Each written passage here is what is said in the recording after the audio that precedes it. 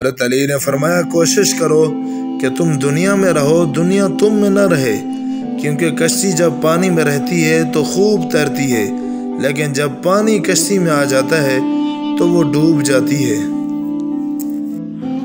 ایک عورت حضرت علی کی خدمت میں حاضر ہوئی اور عرض کرنے لگی، اے علی، میں نے زندگی میں بہت دھوکے کھائے ہیں، انسان باہر سے کچھ اور اندر سے کچھ اور ہوتے ہیں۔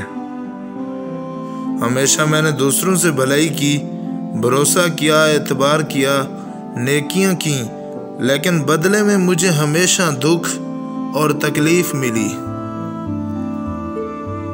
حضرت علی نے فرمایا، اے عورت، یاد رکھو جس کے ساتھ نیکی کرو اس کے شر سے بچو، اور انسان سے کی جانے والی نیکی کا بدلہ انسان سے نہیں بلکہ انسان کے خالق اللہ پاک سے طلب کرے۔ تو عورت نے ہاتھ کو جوڑ کر کہا، اے علی، کوئی ایسا عمل ہے جس سے وقت سے پہلے ہمیں یہ معلوم ہو جائے کہ سامنے والا انسان ہم سے سچا پیار کرتا ہے یا نہیں؟ اس عورت نے کہا، اے علی، میرا ایک سوال ہے۔ حضرت علی شیر خدا نے کہا، آج تک میرے در سے کوئی خالی ہاتھ نہیں گیا، کہو جو تم کہنا چاہتی ہو۔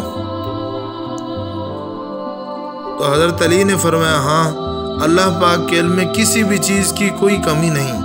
اگر تم یہ دیکھنا چاہتی ہو کہ سامنے والا انسان تم سے کتنا سچا پیار کرتا ہے تو تم 3 مرتبہ یا ودود یا حکیم یا کریم یا رحمان دل میں پڑھو، اور جس سے تم پیار کرو اس کے چہرے پر دیکھو، اگر سامنے والے کا چہرہ کچھ اور نظر آئے تو سمجھ جانا آنے والے وقت میں وہ تمہیں بہت تکلیف اور دھوکہ دے گا،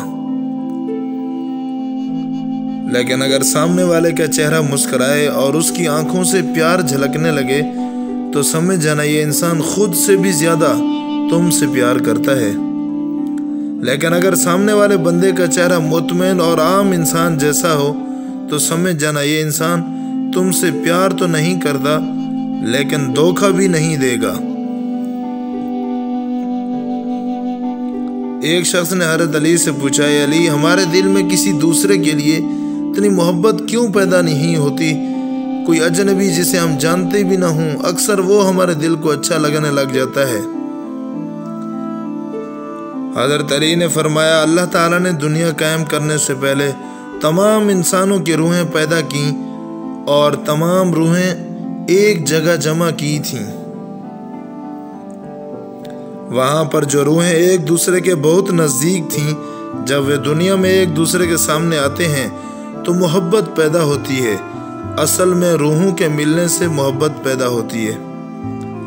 زندگی اس طرح بسر کرو کہ دیکھنے والے تمہارے درد کی بجائے تمہارے صبر پر رشک کریں۔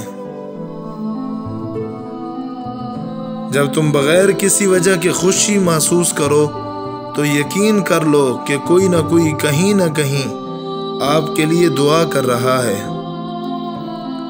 کتنا عظیم ہے وہ انسان جو اپنا غم سینے میں چھپائے رکھتا ہے اور زندگی بھر ان سے مسکرا مسکرا کر کھیلتا ہے۔ کسی کے برا کہہ دینے سے نہ ہم برے ہو جاتے ہیں نہ اچھے۔ اپنی زبان سے ہر شخص اپنا ظرف دکھاتا ہے، دوسروں کا عکس نہیں۔ ہمیشہ منفرد کردار رکھو، جیسے نمک اس کی موجودگی محسوس نہیں ہوتی مگر اس کی غیر موجودگی تمام چیزوں کو بے ذائقہ بنا دیتی ہے۔ خوش نصیب ہے وہ جس نے آخرت کو یاد رکھا، حساب و کتاب کے لیے عمل کیا، ضرورت بھی قناعت کی، اللہ تعالیٰ سے راضی اور خوشنود رہا۔ کسی غائب تلاش کرنے والے کی مثال اس مکھی کی سی ہے جو سارا خوبصورت جسم چھوڑ کر زخم پر بیٹھتی ہے۔ خدا سے جب بھی دعا مانگو تو مقدر مانگو، عقل نہیں، کیونکہ میں نے بہت سے عقل والوں کو مقدر والوں کے در پر دیکھا ہے۔ رشتوں کے مضبوط رکھنے کے 2 راز: جب آپ غلط ہوں تو اپنی غلطی تسلیم کر لیں، جب آپ صحیح ہوں تو صرف خاموشی اختیار کریں۔ لوگوں سے یاد نہ کرنے کا شکوہ مت کر، کیونکہ جو انسان اپنے رب کو بھول سکتا ہے وہ سب کو بھول سکتا ہے۔ توبہ ایسا دروازہ ہے جو موت کی ہچکچی تک کھلا رہتا ہے۔ دعا ایسا عمل ہے جو تقدیر کو مات دے سکتی ہے۔ ضمیر ایسا ساتھی ہے جو ہمیشہ حق کی راہ دکھاتا ہے۔ جو تمہیں خوشی میں یاد آئے سمجھو تم اس سے محبت کرتے ہو، اور جو تمہیں غم میں یاد آئے تو سمجھو وہ تم سے محبت کرتا ہے۔ دولت مٹی کی طرح ہے اور مٹی کو پیر کے نیچے رکھنا چاہیے۔ اگر سر پہ چڑھاؤ گے تو قبر بن جائے گی، اور قبر زندہ دل لوگوں کے لیے نہیں ہوتی۔